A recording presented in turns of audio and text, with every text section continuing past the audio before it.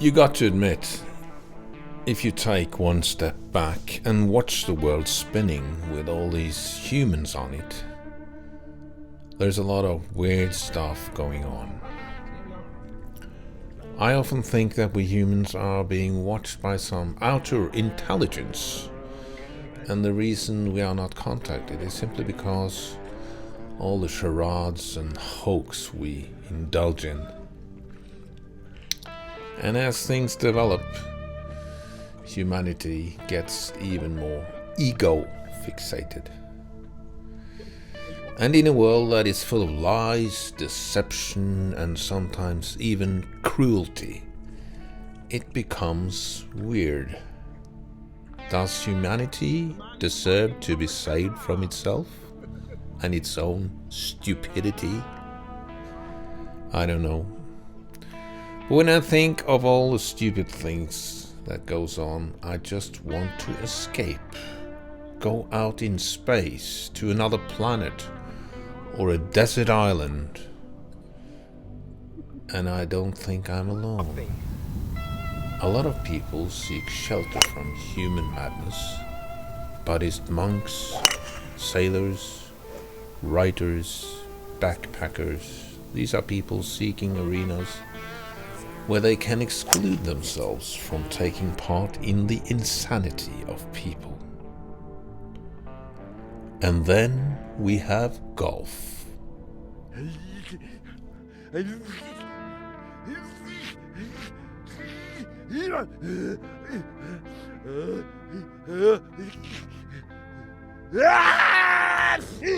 I always imagined golf to be a snob sport for rich people with too much time and money to spend. That the game itself is dull and mundane, and the people that play likewise. Then one day, Pee-wee introduced me to the game, and I came along, not for the game itself, but more for the social companionship and for the conversation. Then I understood that golf really is meditation. It's not about the other people at all. In fact, the best game is when you walk alone. Just you, the course, and your clubs. I live here in Norway, so we're not blessed with the possibility to play golf the whole year around. However, some courses try to keep golf alive in the cold months by allowing play. And this is some footage taken the 3rd of January with two of my golf buddies, Even and Pee-wee. We are on Tjøme. That is a 2-hour drive south of Oslo. The proximity to the sea makes the course mostly snow-free during the winter, and they put up what they call winter greens. That is basically no putting green at all, just a bigger hole with a flag on the end of the fairway. As a beginner, I can't really play, and I am sure the footage will display plenty of examples of why I can't play. I swing like a walrus. I always end up on my back foot, but at least I can look forward to years of improvement.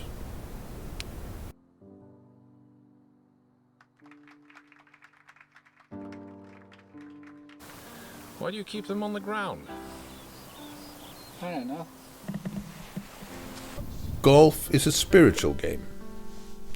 You need to be centered and confident. If you lose your mind, you will lose your game. Pee-wee is the guy that got me started in this game. He has played on and off for about 10 years, just for recreation, and is playing out of a handicap of 18 at the moment. The name Pee-wee is acquired as he seems to be a magician like a with boogie. his pitching wedge, a versatile club mostly used for approach shots around the green. Later he found that Pee-wee also is a brand name for a cat toilet. But he should know that, since he's a cat owner. Oh, there's a bit more of work in that, I think. But he should know that, since he's a cat owner. Hopefully, it's not going to pee on his rug. Professionally, he's a massage therapist, one of the best around, but he likes to play golf.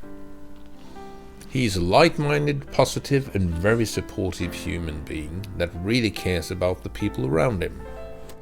And when I was down in the dumps, he was the one of very few that picked up the phone and gave me a call. His playing strength is to play within his limits. He knows what kind of shots he can make, and he sticks to his guns at that level. He always seems to be positive and takes that approach in life and on the course. So while others see problems, he might see adventures and challenges. Since he's my mentor, my aim is, of course, to become better than him and crush him completely. As golf Zen masters, we try to provoke the other out of balance all the time. I just love when he strikes the ball in a jumping motion with a weight on his back foot to give the ball a good slice into the bushes or to the snakes and the crocodiles. Ivan is another playing buddy, and he's just played for 1 year and is currently at 26 in handicap. As you can see, he's a tall guy, 6'6", and so his irons is fitted with a 2-inch longer shaft than standard. He has not developed a full swing yet, and this kind of wipes the ball off the ground with some great and some less optimal outcomes. This is his first golf stroke ever on a golf course as he tees off on his home course. I brought the dog along to bark at him so he really could feel the pressure and disturbance. Ivan has developed quite a bit since then, and his aim is to be better than me, and occasionally he is. Especially on the greens, where he is walking around with his putter, and, you guessed it, even roll ER2 mid-blade putter with a gravity grip. As a proficient bowler, he has that delicate feel for how the ball will roll, and that is his secret weapon. Just as me, he's been down the dumps in life and came out on the other end with a different perspective about what life is all about and how to live it. And as of now, he wants to spend it on the course as much as he can. Now, I've taken the name The Dude, and as the story goes, that is a name no one in their right mind would self-apply. But as said before, I don't have any use for myself anymore, so it seems kind of appropriate. The Dude is a name in a Coen Brothers film, The Big Lebowski, a film you need to see 5 times before you start to get the message. From a rather poor start, it grew into become a cult, and for some it's a religion, appreciating the watercourse way of life, and that we all need to accept what is, and take our actions from there. The Dude abides. It simply means that there's no point of getting yourself all worked up about what happened in the past, or in the future for that matter. What matters is only the present moment. So make the best out of it. Abide. So as you understand, this is not going to be a channel for people that wants to see players excel in golf. But hopefully we can look back at these first clips and trace some improvements in the years to come. It's all fun and games. Gimme Golf Stories is about golf, or rather people playing golf. It's about different courses, how they will challenge you from the beginner's mind and perspective. Your cup is empty and ready to be filled, and it's about creating stories on the golf course. Sometimes that story is about the game itself, how it's progressing, the shots made, and the outcome. and sometimes the stories about the people on the course, what they need to do, and their approach to life, and what they have discovered. Filming and playing at the same time is a challenge.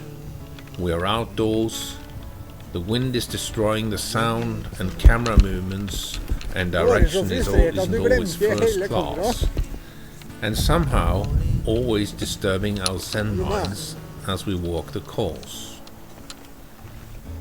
As a courtesy to all people, we try to keep the language in English. A bit awkward sometimes, as people are not always able to articulate themselves in the same way. In this trial and error session we had at Chumma, the dialogue was often reduced to the one-word sentence like happy, happy. Happiness is a state of mind, and it's great to be happy. But it would be a bit more dimensional if we could elaborate a bit more on the subject. Bear with us, we will improve. My hope is to invite people to play with us, create small competitions, to hear their stories and make them accessible and interesting. At this moment in time, I'm probably a better storyteller than a golfer, and some might say that I'm a loser. But as said before, at least I'm housebroken.